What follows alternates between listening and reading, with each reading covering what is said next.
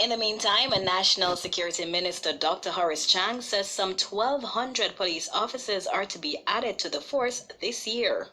This year, we should add roughly 1,200 police officers to the force, first time in the history of Jamaica, of which we should have a net gain of about 900. The intention is to train 1,500 a year, and we have acquired the requisite properties. We couldn't do that in 2020 because of COVID, but we are now poised, and we actually expanded our facility. We did 1,250 this year, 2021. 2022, we'll do the 1,500 and move the force up another 11 or 1,200 till we get to at least the 14,000 that is considered the establishment figure.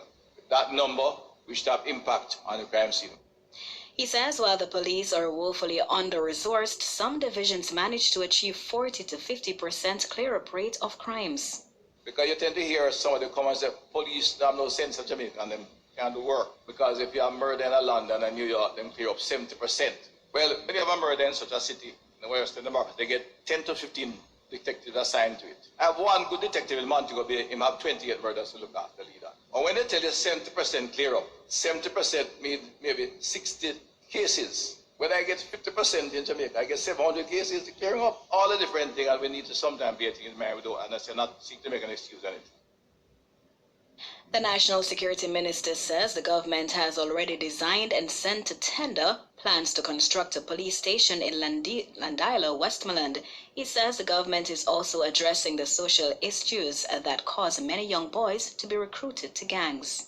Prime Minister announced dramatic change in education is crucial to overcoming long-term crime problems, reducing what we call recruitability of young men in particular. The researchers tell me that 60% of our boys under 20 are recruitable into gangs, because some between 60 and 65% drop out of school at grade 9, and the way they go into gangs, that has to be stopped. But that is not the answer immediately. It's the answer to overcome. We have to put the investment there. The government is putting the investment and will therefore have the medium-term results we want to ensure quality education.